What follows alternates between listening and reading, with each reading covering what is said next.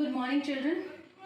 Today we are taking one more topic of this chapter, means agriculture, and this topic is land development program. In previous topic, I told you that we will discuss this point later. So here we are coming to this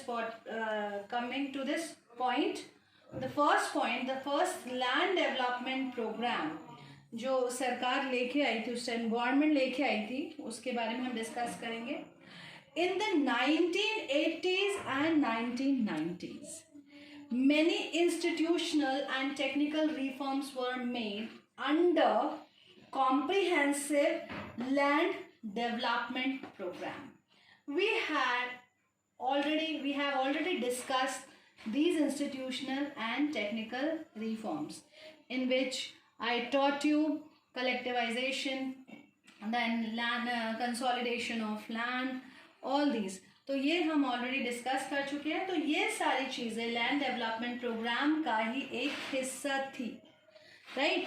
so the first point you have to write कि in this particular period what government did, they bring they brought institutional and technical reforms. And what they did in this means we are talking about land development program. And under this comprehensive land development program, there was a provision for crops, insurance against drought, flood, cyclones, fire and disease.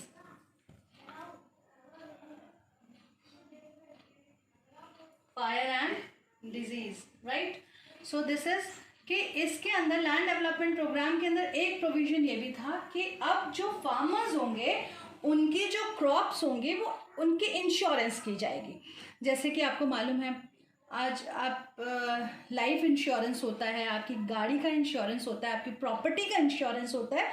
उसी तरीके से उन्होंने किस चीज़ का insurance दिया farmers को, उनकी फसल का इंश्योरेंस दिया. किस चीज़ से फसल बर्बाद हो सकती थी? ड्रॉट से हो सकती थी, मतलब सूखा पड़ सकता था. फ्लड, बाढ़ से ज़्यादा खराब हो सकती थी. साइक्लोन्स, चक्रवात से हो सकती थी. आग लग सकती है कभी कभी. और डिजीजेस, कोई बीमारी फैल जाती है जैसे पूरी. तो इसमें गवर्नमेंट देखिए, इंश्योरेंस में वी हैव टू पे समथिंग. हमें सरकार को कुछ राशि जमा करनी पड़ती है, राइट. और फिर अगर हमारे साथ कुछ बुरा होता है या फार्मर की फसल के साथ कुछ बुरा होता है तो गवर्नमेंट उसको क्या देती है? कंपनसेशन अमाउंट प्रोवाइड करती है. So this was the provision under this programme, right. And the third, इसी का पार्ट क्या था? Kisan credit card. And Kisan credit card जो है वो क्या है? It's a scheme for giving easy and cheap loan to small farmers, right. Small farmers 3. तो बेटा मैं डिस्कस कर रही थी क्या? किसान क्रेडिट कार्ड. और किसान क्रेडिट कार्ड क्या है? Scheme for easy and cheap loan. मतलब कि एक क्रेडिट कार्ड है. क्रेडिट मतलब जैसे कि किसान को, मान लीजिए फार्मर्स को या कृषक को किसी चीज़ की ज़रूरत है, राइट. उसके पास पैसे नहीं हैं, तो वो अगर जिसके पास किसान क्रेडिट कार्ड होगा ना, वो लोग क्या कर सकते हैं? बैंक से सस्ता लोन ले सकते हैं. और ऐसा नहीं कि उन्हें वो अमाउंट पे नहीं करना पड़ेगा, उन्हें भी वो अमाउंट पे करना पड़ेगा जब उनकी फसल आ जाएगी या तैयार हो जाएगी और जब वो अपनी फसल को बेच देंगे. तो उनको बिना किसी चीज़ के क्रेडिट कार्ड जो होता है, जैसे आपने आजकल अपन लोगों के पास क्रेडिट कार्ड और डेबिट कार्ड होता है ना, अपन शॉपिंग भी कर लेते हैं और बैंक क्या कर लेती है? उसको ले लेती है बाद में उस अमाउंट को. तो उसी तरीके से किसान के लिए भी क्रेडिट कार्ड की फैसिलिटी है. जिनके पास क्रेडिट कार्ड है उनके लिए एक और स्कीम है जिसको बोलते हैं पर्सनल एक्सीडेंट इंश्योरेंस स्कीम. क्या है ये? पर्सनल. इसको बोलते हैं PA, यहाँ पे A कैपिटल होगा.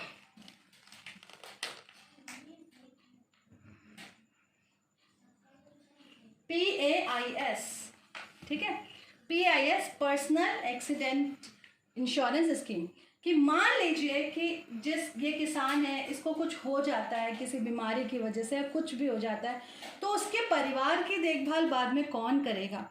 तो उनके पास क्या होता है, उनके लिए एक्सीडेंटल इंश्योरेंस स्कीम होती है। उनके परिवार को बाद में गवर्नमेंट क्या करेगी, कुछ फाइनेंशियल हेल्प प्रोवाइड करेगी, ठीक है। So this is personal. ये किसके लिए है? जिनके पास किसान क्रेडिट कार्ड है, right. Then next is special weather bulletin. News आप देखते हैं सभी, राइट। न्यूज़ के न्यूज़ में लास्ट में एक अलग से न्यूज़ आती है जिसको बोलते हैं वेदर बुलेटिन, राइट। अब ये वेदर बुलेटिन है, इसका हम आम जो इंसान होते हैं, आम इंसान मतलब हम लोग जो किसान नहीं हैं, मुझे नहीं लगता कि हमारे लिए हम कभी वेदर बुलेटिन देखते होंगे। देखते हैं क्या कि आज बारिश आने वाली है आज? हाँ, कभी हमें सुनने में आ जाए कि साइक्लोन्स का फॉर्मेशन हो रहा है, या बारिश के टाइम में जो ये फ्लड है, जब मॉनसून पीरियड में फ्लड्स कहाँ कहाँ आते हैं, तब हम थोड़ा सा देखते हैं कि कहाँ हैवी रेन होने की। लेकिन ये जो वेदर बुलेटिन है, इस प्रोग्राम को इंट्रोड्यूस ही इसलिए किया गया था ताकि फार्मर्स उसके हिसाब से अपनी फसल को हैंडल कर लें। जैसे मान लीजिए एक फार्मर को पता चलता है कि आज रात को टेम्परेचर गिरने वाला है, और गिरने वाला है तो वो क्या करते हैं, खेतों में जाके थोड़ा पानी डाल देते हैं ताकि पानी वाटर टेम्परेचर को क्या कर दे, मॉडरेट कर दे, राइट। तो स्पेशल वेदर बुलेटिन जो है वो प्रोग्राम किसके लिए इंट्रोड्यूस किया गया टीवी और रेडियो पे? Is for the farmers, right. Next is government also announced minimum support price for various agricultural products like cereals, pulses and others. अब क्या होता है मिनिमम सपोर्ट प्राइस? ये गवर्नमेंट पहले ही क्या कर लेती है, अनाउंस कर लेती है, कि मतलब ताकि किसान इस चीज़ के लिए तैयार हो कि हमारी फसल को कम से कम इतना पैसा मिलना ही है। कोई इसमें मीडिएटर का फिर कोई रोल नहीं है। अगर मान लीजिए कि उसकी फसल कोई नहीं खरीदता, तो फिर कौन उस फसल को खरीद सकता है? जैसे इसमें सीरियल्स है, अनाज होते हैं, सीरियल्स, पल्सेस हैं, ये सारी चीज़ें आप देखते हैं राशनिंग में भी यूज़ होती है। तो गवर्नमेंट उनको क्या देता है, इंश्योर करता है कि अगर आपकी फसल नहीं जा रही है तो उसको कौन उसकी जिम्मेदारी ले लेता है? उसकी जिम्मेदारी सरकार ले लेती है। लेकिन वो किसके साथ है? कुछ ही पर्टिकुलर चीज़ों के साथ है। To check the exploitation of farmers by middleman, this was minimum support price किसके लिए है? To check the exploitation of farmers by middleman. Middleman होते हैं बिचौलिए। मिडलमैन क्या होते हैं? जैसे मान लो किसान ने चावल बोआ, चावल की बुआई की, और चावल जब तैयार हुआ, मतलब धान तैयार हुआ, तो उसने उसका रेट रखा 40 रुपये पर केजी, राइट। और मीडिएटर उससे 40 की जगह 35 में कर लेगा, कुछ करके थोड़ा सा कि मैं ले जाऊंगा और ये है वो है, और जाके मार्केट में 45-50 में बेचेगा। तो जो प्रॉफिट होता है वो कौन ले जाता है? मिडिलमैन ले जाता है। तो इसमें मिनिमम सपोर्ट प्राइस बहुत ज़्यादा क्या करती है, हेल्प करती है फार्मर्स को, ठीक है। So these are land form programmes introduced by. Now the role of agriculture in Indian economy. Agriculture is playing very very important role in what? In Indian economy, Bharat की अर्थव्यवस्था में। फॉर कैसे? First, एक तो backbone है। Backbone मतलब जिस पे हमारी अर्थव्यवस्था, हमारी इकोनॉमी खड़ी है। क्यों? क्योंकि इसका बहुत बड़ा शेयर है किसमें? जीडीपी में, मतलब ग्रॉस डोमेस्टिक प्रोडक्ट में, ठीक है। We will discuss GDP in detail in my next video on the of economics, and in that we will discuss GDP in detail. So it's playing a role of backbone because it shares in GDP. Second क्यों important है भाई? इसलिए important है कि 52% लोगों को इसने क्या कर रखा है, एम्प्लॉय किया हुआ है। 52 workforce is employed in this sector, इस सेक्टर में, इस फील्ड में, इस काम में 52% वर्कफोर्स क्या है, एंगेज्ड है, right. Next, but there was, लेकिन प्रॉब्लम भी है कि हम ना इस चीज को क्या देख रहे हैं, डिक्लाइन, इसमें कमी आती जा रही है। आप इकोनॉमिक्स में पढ़ेंगे डिस्गाइज अनएम्प्लॉयमेंट, एक खेत में काम करने के लिए सिर्फ 2 मजदूरों की जरूरत है, 2 लोगों की जरूरत है, लेकिन उसमें बहुत सारे पूरे घर के लोग लगे हैं। तो एक कह सकते हैं, और दूसरा धीरे धीरे इसमें क्या ऑब्जर्व फील किया गया है, कमी, गिरावट देखी गई है। And this may lead to decline in sphere of economy also, और इसका योगदान धीरे धीरे क्या हो रहा है, कम होता जा रहा है इकोनॉमी। तो इसके लिए गवर्नमेंट क्या कर रही है, उन्होंने कुछ एफर्ट्स किए हैं। Efforts of government to modernise agriculture, और मॉडर्नाइज मतलब उसकी मॉडर्नाइज मतलब उसको तरक्की के लिए, उसके बढ़ावे के लिए गवर्नमेंट ने क्या इनिशिएटिव लिए हैं। फर्स्ट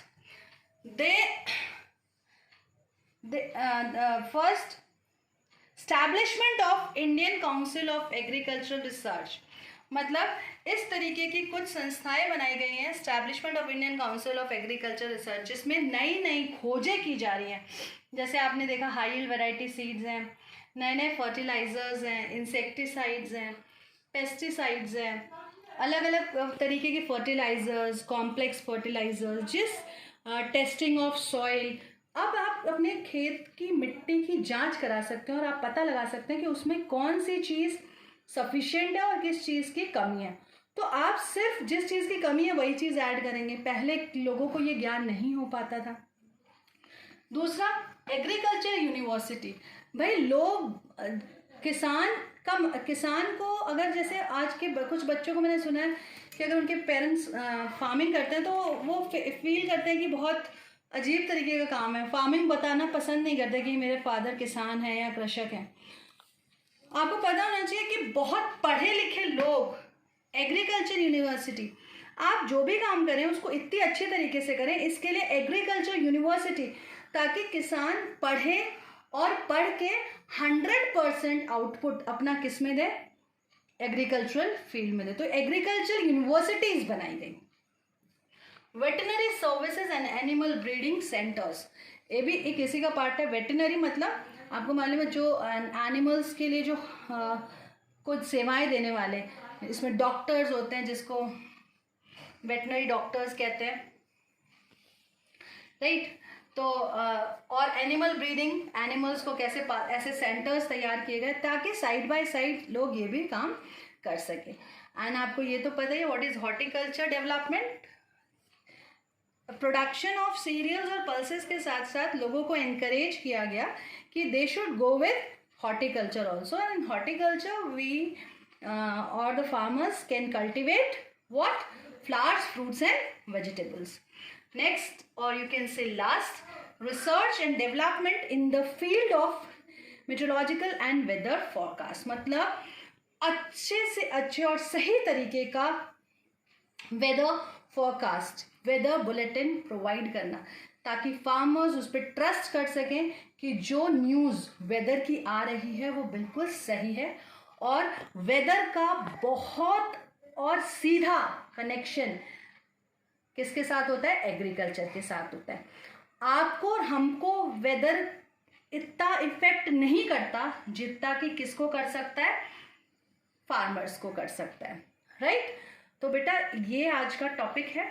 अब एक टॉपिक इसमें बचा है जिसका नाम है भूदान एंड ग्रामदान। क्या है लास्ट टॉपिक, भूदान एंड ग्रामदान। तो बेटा मैं आज इस चैप्टर को खत्म करना चाहती हूँ, तो मैं ग्रामदान और भूदान और ग्रामदान को डिस्कस कर लेती हूँ आपसे। बेटा एक ना सोशल रिफॉर्मर, मतलब कह सकते हैं एक रिफॉर्मर थे जिनका नाम था विनोबा भावे। क्या नाम था, his name was Vinoba Bhave. And he was, you can say he was follower of Mahatma Gandhi and वो मतलब जो भी, and he spread the message of Mahatma Gandhi, मतलब कह सकते हैं कि ना जो मतलब वो पद यात्रा करके महात्मा गांधी जी के मैसेज को क्या करते थे, स्प्रेड करते थे, राइट। कौन थे? विनोबा भावे। क्या थे? महात्मा गांधी जी के फॉलोवर थे। एंड भावे जो थे, Vinoba Bhave, he plan to solve the problem of landless villages through cooperative form from government assistance, Shri Ramchandra Reddy, and was the first. तो अब क्या था कि वो ना मतलब जो उनने देखा कि जब जब घूम घूम के पद यात्रा करते थे, गाँव में जाते थे, तो देखते थे कि बहुत से जो किसान है ना वो लैंडलेस है और बड़े बहुत प्रॉब्लम है उनको, बेचारे बड़ी मुश्किल से जीवन यापन कर रहे हैं।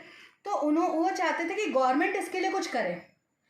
तो उनमें से एक नाम सामने आया जिनका नाम था श्री रामचंद्र रेड्डी, जो फर्स्ट वन थे जिन्होंने अपने 80 एकड़ लैंड को 80 लैंडलेस फार्मर्स में क्या कर दिया, डिस्ट्रीब्यूट कर दिया। तो उन्होंने क्या दान किया? क्या दान किया? उन्होंने जमीन का दान किया। इसीलिए इसको क्या बोला जाता है? भूदान, मतलब जमीन का दान।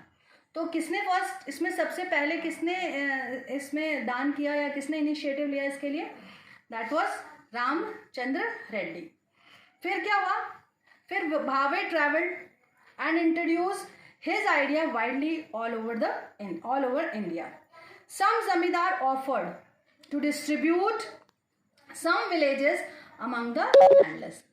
इस चीज़ को इन्होंने क्या कर दिया कि अब मतलब हम भी बहुत सारे जो और फार्मर्स थे उन्होंने बोला कि हम लोग भी क्या करेंगे, डिस्ट्रीब्यूट करेंगे। और इस तरीके से उनके पास ज़मीन भी थी और साथ में गांव भी हुआ करते थे, तो गांव दान कर दिए, इसीलिए उसको ग्राम दान करते। क्यों? क्योंकि इसमें एक ये आ रहा था कि एक फियर था उनको कि कहीं ऐसा ना हो कि जो सरकार है वो सरकार लैंड सीलिंग एक्ट लाई थी, जिसके पास ज़्यादा ज़मीन है उसके लैंड को क्या कर देंगे, सील कर देंगे। तो इस डर से उन्होंने अपनी ज़मीन और गांव दान किए लैंडलेस लेबर्स को, इसीलिए इसको ग्रामदान या भूदान कहते हैं। और इसी को ब्लडलेस रिवॉल्यूशन कहते हैं, एक ऐसी क्रांति जिसमें ना खून बहा ना कुछ हुआ और बहुत बड़ी क्रांति हो गई, राइट। सो ये इसको स्टार्ट करने वाले जो थे वो कौन थे? विनोबा भावे। और आज इसके साथ आपका ये चैप्टर ख़त्म होता है। अब मैं नेक्स्ट चैप्टर इकोनॉमिक्स का सोच रही हूँ आपको पढ़ाने का, और फर्स्ट चैप्टर उसमें डेवलपमेंट है, तो मैं आपको डेवलपमेंट की वीडियोस के साथ मिलती हूँ। Thank you, have a good day.